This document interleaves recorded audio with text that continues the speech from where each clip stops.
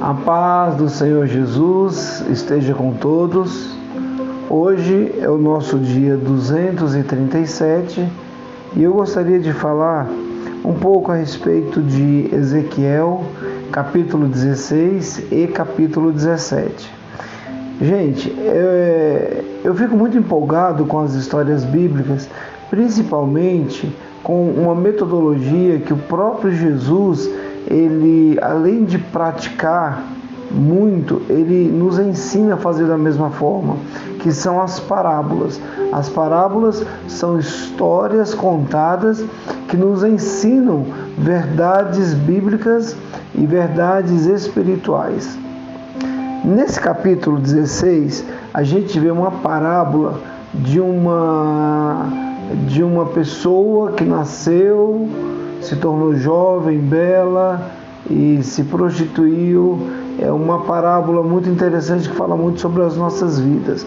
No capítulo 17 é uma outra parábola de duas águias, de conquistas, e se não der tempo eu te desafio a ler com muita atenção esses dois capítulos, mas eu quero comentar o capítulo 16. Esse capítulo 16, ele vai falar do pecado da ingratidão, ele vai falar da infidelidade, ele vai falar da idolatria, mas também vai falar de uma fé firme, vai falar também da misericórdia e da restauração em Deus. Tudo isso aqui no capítulo 16. A história começa com essa parábola de Jerusalém, que, aliás, para quem não sabe, Jerusalém é uma antiga cidade dos cananeus, né? E Jesus e Deus aqui vai falar para o profeta: vai e fale para Jerusalém tudo que eu vou falar para você. Então, Jerusalém assim diz o profeta mandado de Deus, falou assim: olha, Jerusalém, você não era ninguém, você não era nada, eu te encontrei, você estava envolvida no seu sangue, ninguém queria nada com você, você era um ser totalmente desprezível e desprezado, ninguém queria nada com Jerusalém. Os cananeus, que eram os pais de Jerusalém, não se importavam com Jerusalém.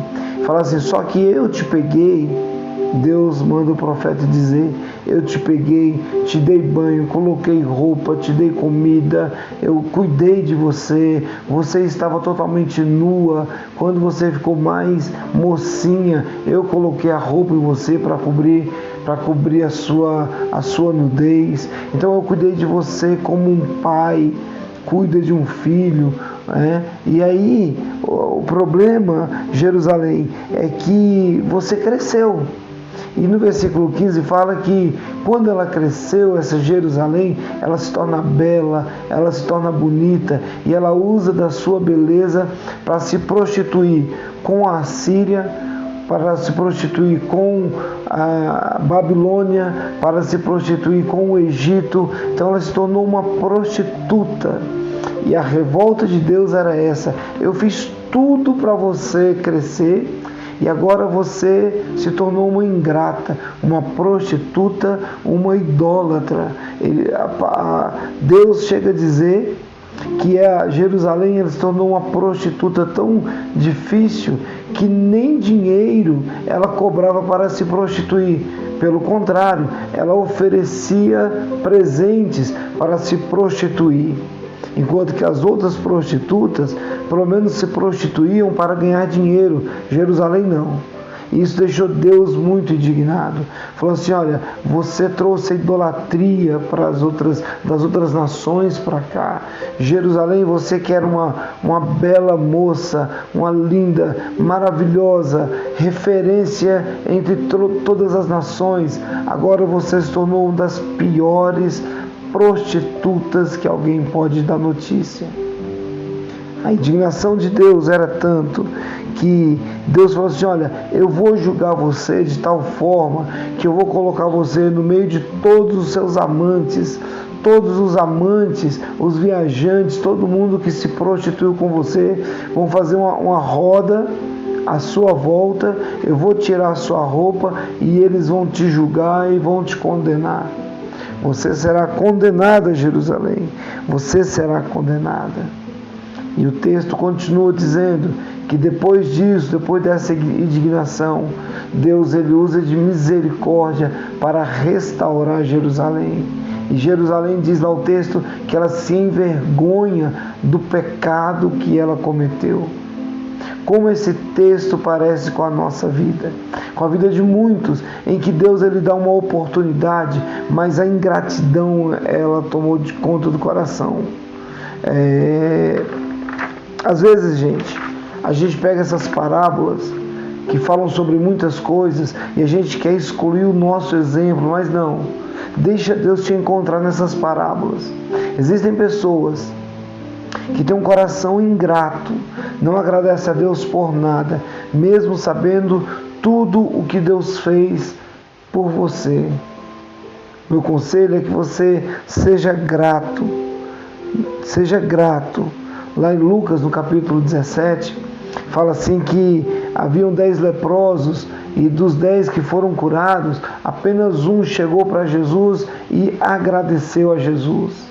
Então, o nosso coração é que a gente precisa ser grato a Deus. Lá no livro de 2 Timóteo, capítulo 3, fala que nos últimos dias o coração de muitas pessoas se tornariam corações ingratos. A ingratidão, ela entristece o coração de Deus. Uma outra coisa que a gente pode aprender aqui é que eu preciso ter uma fé saudável. A gente precisa ter uma fé baseada nas promessas de Jesus. E eu quero ler aqui Romanos, capítulo 10, versículo 17, que vai falar uma coisa bem interessante. Romanos 10, 17 vai falar sobre a questão que a gente precisa ter uma fé saudável. E deixa eu achar aqui rapidinho. Olha o que diz aqui. Consequentemente, a fé vem pelo ouvir a mensagem, e a mensagem é ouvida mediante a palavra de Cristo. Então, a nossa fé precisa vir através da palavra. E por último, o que eu aprendo aqui é que o pecado ele gera vergonha. Diz o texto lá que Jerusalém se envergonha por lembrar de todos os pecados que ela cometeu, mas de fato ele gera vergonha. Olha o que Provérbios, capítulo 28, 13 diz: o que encobre as transgressões jamais prosperará, mas aquele que confessa e deixa alcançará misericórdia. A gente precisa ter vergonha. Lembra quando Adão e Eva pecaram? Eles tiveram vergonha quando foram descobertos. O pecado ele gera vergonha. Agora, ele não tem que apenas gerar vergonha, mas o pecado, além da vergonha, ele tem que gerar uma confissão, o arrependimento ao pecado. E aí você vai lembrar dos pecados passados. Você vai ter vergonha, mas você vai ter a convicção de que você foi restaurado e restaurada através do sangue de Jesus.